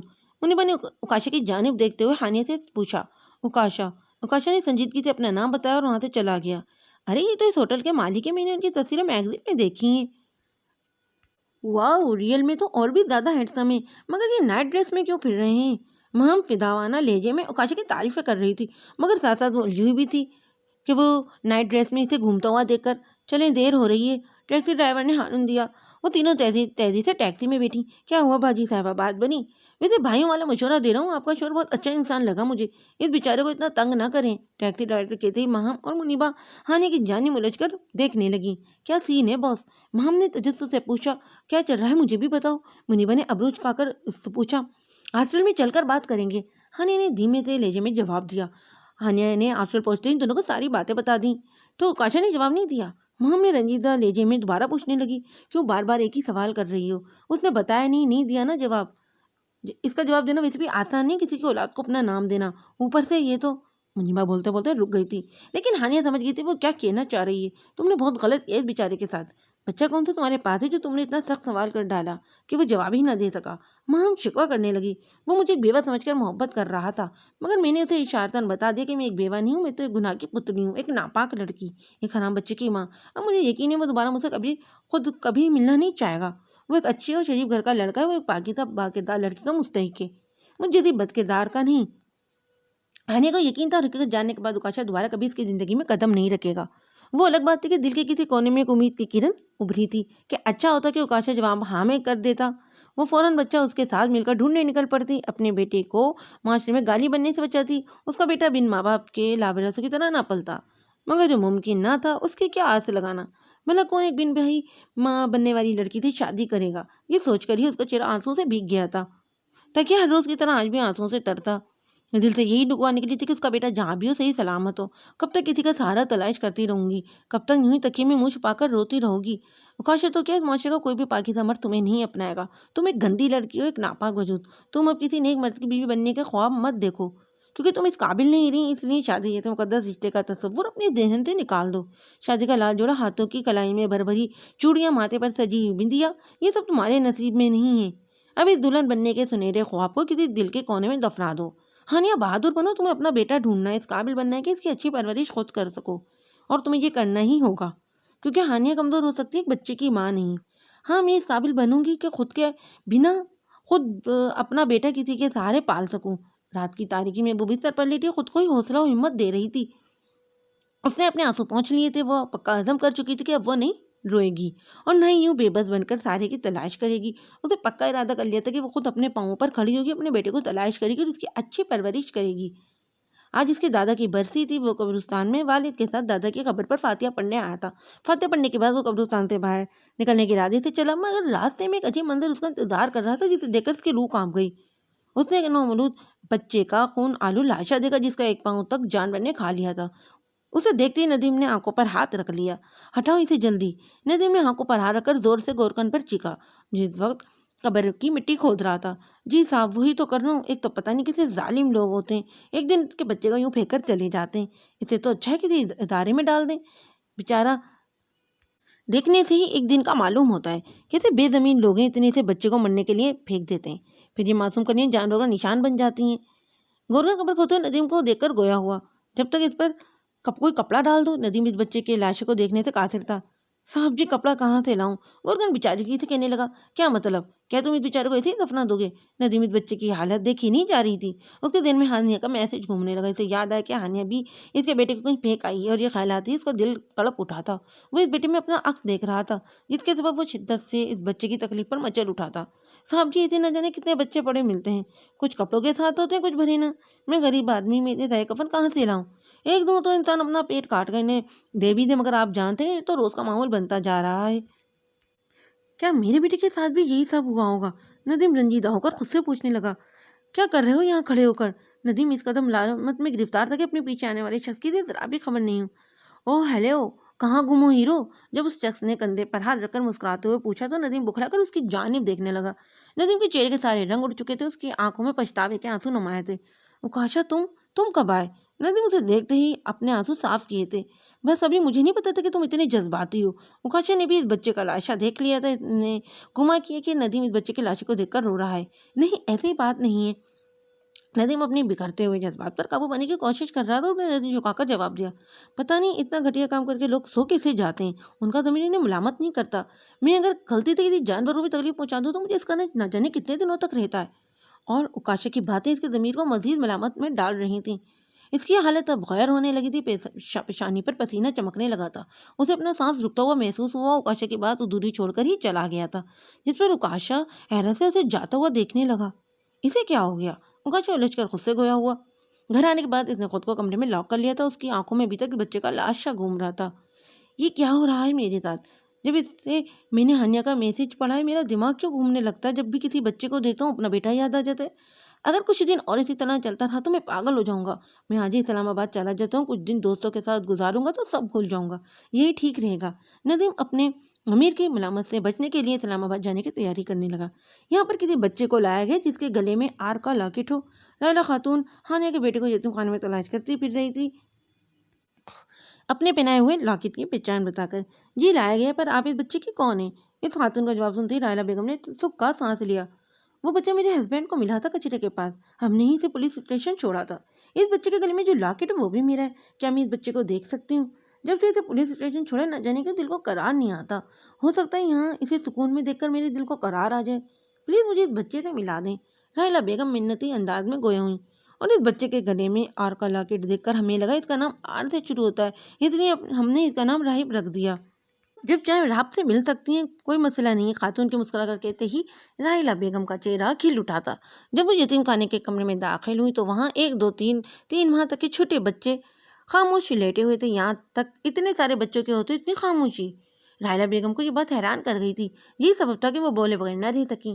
یہ یتیم بچے انہیں پتہ ہے، ان کے رونے سے ان کے والدین دوڑتے ہوئے نہیں چلے آئیں گے، اس لیے یہ اتنا خاموش ہیں۔ جب شروع میں آتے ہیں تو بہت روتے ہیں اور شور مچاتے ہیں، پھر آہستہ آہستہ انہیں احساس ہوتا ہے کہ ان کے رونے پر، ان کی پکار پر یہاں کوئی سننے والا نہیں، پھر وقت گزرنے کے ساتھ ساتھ اس خاموش ماحول کے عادی ہو جاتے ہیں۔ لائلہ بیگم ان کا جواب سنتے ہی رنجیدہ ہو گئی تھی۔ انہوں نے اب روزانہ راہب سے ملنے آنا اور اس کے کام کرنا شروع کر دیا۔ وہ راہب کا ایسے خیال رکھتی جیسے کوئی ماں اپنے بچے کا رکھتی ہو۔ لائلہ بیگم کا تعلق قصائی برادری سے تھا، انہوں نے اپنے شوہر سے بہت ضد کی کہ راہب کو اڈاپٹ کر لیں، مگر وہ راضی نہ ہوئے۔ سیل کب سے رنگ کر رہا تھا، نہ کر بالوں پر ٹاول باندھتے ہوئے وہ واش روم سے باہر نکلی۔ اوہ امی جان کی اتنی مس کال، اللہ خیر کرے۔ سیل پر مس کال دیکھ کر اسے فوراً کال بیک کیا تھا۔ ہانیہ میری بچی، تجھے بہت مبارک ہو۔ رضا بیگم نے مسکراتے ہوئے لہجے میں اسے دعائیں دینے لگی۔ کس بات کی مبارکباد؟ تیری بات پکی کر دی ہے ہم نے۔ رضا بیگم نے مانو اس کے سر پر بم پھوڑا تھا۔ کیا؟ پر امی جان آپ یہ کیسے کر سکتی ہیں؟ آپ تو سب جانتی ہیں۔ پھر یہ خبر سنتے ہی وہ پریشان ہو گئیں۔ ہاں میں جانتی ہوں بیٹا، مگر رشتہ بہت اچھا گھر سے آیا ہے، بہت امیر لوگ ہیں، تیرے ابو تو خوشی سے پھولے نہیں سما رہے ہیں۔ انہوں نے فوراً ہاں کر دی۔ مجھے تو کچھ بولنے کا موقع ہی نہ ملا، اور پھر میں زندگی میں تجھے یوں تو نہیں بٹھا کر رکھ سکتی نا، ایک نہ ایک دن تو تیری شادی کرنی ہے، پھر اتنا اچھا رشتہ ہاتھ سے کیوں جانے دیں؟ رضا بیگم اسے سمجھانے لگیں۔ امی بس کر دیں، شادی کی پہلی ہی رات مجھے گھر سے باہر نکال دے گا، نہ جانے کیا کیا گندے گندے القابات دے کر مجھ پر سننے کی ہمت نہیں ہے، مجھ پر رحم کریں۔ ہانیہ روحان سے آواز میں اپنی والدہ کو سمجھانے لگی۔ پر بیٹا وہ بہت اچھا لڑکا ہے، وہ رضا بیگم آگے بولتی، اسے قبل ہی اس نے یہ کہہ کر فون کر دیا کہ اسے کوئی شادی نہیں کرنی، اس رشتے کے لیے آپ صاف انکار کر دیں۔ ہانیہ تمہارا منگیتر ہاسٹل کے باہر کھڑا انتظار کر رہا ہے، جا کر مل لو۔ ایک لڑکی نے آ کر اسے اطلاع دی۔ زبردست، یہ تو ہاسٹل ہی چلا ہے، چلو اچھا ہے میں خود ہی انکار کر دیتی ہوں۔ ہانیہ ٹاول اتار کر دوپٹہ بیڈ سے اٹھا تو اپنی شانوں پر ڈال کر نکھری رنگت کے ساتھ اپنے نام معلوم منگیتر سے ملنے انکار کرنے چل پڑتی ہے۔ تم؟ اسے دیکھتی وہ حیرت سے بھی ساختہ بول اٹھی۔ اتنا حیرت کیوں ہے تمہارے لہجے میں؟ وہ الجھ کر اسے پوچھنے لگا۔ یہ تمہارے لیے تو वो गुलाबों से भरा गुलदस्ता अपनी कार से निकालकर उसकी जानिब बढ़ाते हुए मुस्कुरा कर देने लगा। आनिया तो अभी तक हक्का बक्का इसे तक रही थी। हैरत के सबब इसका मुंह खुला रह गया था। मुंह तो बंद कर लो मंगेतर साहिबा, क्या उकाशा जितना हसीन लड़का पहली बार देखा है? उकाशा शौकी भरे लहजे में शहादत की उंगली उसकी ठोड़ी के नीचे रखकर इस हैरान और परेशान लड़की का मुंह बंद करते हुए मुस्कुरा कर बोला, मगर तुम कैसे? इतने दिन तो तुमने जवाब भी नहीं दिया था। हानिया उलझ कर उससे पूछने लगी। वो अभी भी बेयकीनी से कैफियत में गिरफ्तार थी। वो तो मैंने जानकर तुम्हारी बात का जवाब दिया था। दरअसल मुझे तुम पर बिल्कुल भरोसा नहीं। उकाशा के कहते वो हैरत से उसे तकने लगी। क्या? हाँ, तुम्हारा क्या भरोसा? मैं हाँ कर देता और तुम एक बार पलट कर जब तुम एक बार फिर पलट जाती अपनी बात से या मुकर जाती। ना जी ना, उकाशा ने ये रिस्क ही नहीं लिया। डायरेक्ट प्रपोजल लेकर तुम्हारे घर पहुंच गया अपनी मॉम और रुचना खाला के साथ। उकाशा के चेहरे से खुशी के जाम छूट रहे थे। उसकी खुशी इस लम्हे देखने से ताल्लुक रखती थी। वो एकदम हानिया के करीब आकर उसे बताने लगा कि बातों से नहीं, अमली कारनामे से सबूत दिया है इसने अपनी मोहब्बत का। तुम वाकई मुझसे निकाह करोगे, मुझ गुनहगार से? मैं हानिया का दिल भर आया था उसकी मोहब्बत देखकर। आंखों से आंसू मोती की तरह टपकने लगे। इसे यकीन नहीं आ रहा था कि कोई इस जैसी बिन ब्याही माँ बन जाने वाली लड़की को अपनाने के लिए बिल्कुल तैयार खड़ा है। ना सिर्फ बातों से बल्कि अमलन सबूत भी दे चुका है। हानिया के लिए ये किसी सुनहरे ख्वाब की मानत था। इसने तो उम्मीद ही छोड़ दी थी कि कोई नेक बाकिरदार लड़का इसे अपनाएगा, इससे निकाह करेगा, उसे अपने घर की इज्जत बनाएगा। खामोश, उकाशा का तुम्हारे माजी से कोई लेना देना नहीं आज से, बल्कि अभी से तुम उकाशा का हाल हो और उकाशा का फ्यूचर। ऐसा नहीं है कि मुझे नहीं पता था तुम्हारी हालत के बारे में। मैं तभी समझ गया था जब तुम्हारी प्रेगनेंसी का मुझ पर इंकशाफ हुआ था कि इतने बड़े होटल का मालिक हूँ। तुम्हें क्या लगता है मुझ में इतनी भी समझ नहीं होगी कि एक लड़की प्रेगनेंसी की हालत में खुदकुशी क्यों कर रही है? उकाशा अपने हाथ से उसके आंसू बड़े प्यार से साफ करते हुए कहने लगा, मैंने इस बावले दिल को बहुत समझाया कि तू गलत समझ से चल पड़ा है, मगर तुम्हारा एक जवाब इस बार हर बार इसकी दलील बन जाता कि वो मर गया है। मेरे बावले दिल के लिए इतना ही काफी है। आज वो शख्स तुम्हारी जिंदगी में मर चुका है। वो अपने दिल पर हाथ रखकर हानिया को बताने लगा कि पूरी हकीकत से आशना होने के बावजूद भी इसने दिल से हानिया से मोहब्बत की है और अपने दिल के हाथों मजबूर होकर इस मोहब्बत के समंदर में छलांग लगा चुका है। अब या तो मंजिल बनेगा या इस जान से जाएगा। हानिया की निगाहों में आज पहली बार उकाशा के लिए इज्जत थी। वो रोते हुए उसके हाथ से गुलदस्ता लेती, जिस पर उकाशा मुस्कुराकर उसके कान के पास आकर हल्के से सरगोशी करता है। एक तो जब से मिली हो रू तो चेहरे के साथ ही मिली हो, कभी तो मुस्कुराया करो। बेफिक्र हो जाओ, अभी तक हुकूमत ने मुस्कुराने पर टैक्स नहीं लगाया। हानिया एहसान में नजरों से उसका खूबसूरत सरापा तक रही थी। उफ, ऐसे मत देखो, मेरा नन्ना सा दिल खुशी के मारे उछलकर बाहर आ जाएगा। उकाशा के टोकते ही हानिया के चेहरे पर दिल फरेब मुस्कुराहट रक्सी। निकाह का क्या प्लान है? हानिया इसके सवाल पर बुरी तरह चुकी। क्या? कोई अनोखा सवाल तो नहीं किया मैंने? उकाशा की उसके चेहरे की हैरत को देखकर चुप ना रह सका। उकाशा, तुम जल्द से जल्द निकाह करना चाहता है। तुम चाहो तो एक हफ्ते का टाइम ले लो सोचने के लिए। हानिया की जींद देती आंखों में झांकते हुए संजीदगी से गया, मम ठीक है। हानिया इस बात में सर हिलाने लगी। सुनो, हो सके तो प्लीज जवाब मुझ गरीब आशिक के हक में देना। अभी वो 2-3 कदम ही अपने हौसले की जान बढ़ी थी कि उकाशा ने आवाज देकर बेसब्री के आलमी से देखते हुए कहा, जिसके जवाब में वो बगैर कोई तासुर चेहरे पर लैबत हिसाबत में सर हिलाकर चली गई। हाय, न जाने क्यों मुझे इस जालिम हसीना से कोई अच्छी उम्मीद नहीं। मुझे यकीन है इसने उकाशा तुझे अभी और तड़पाना है। चलो देखते हैं। अच्छा अच्छा सोच उकाशा, तो अच्छा ही होगा।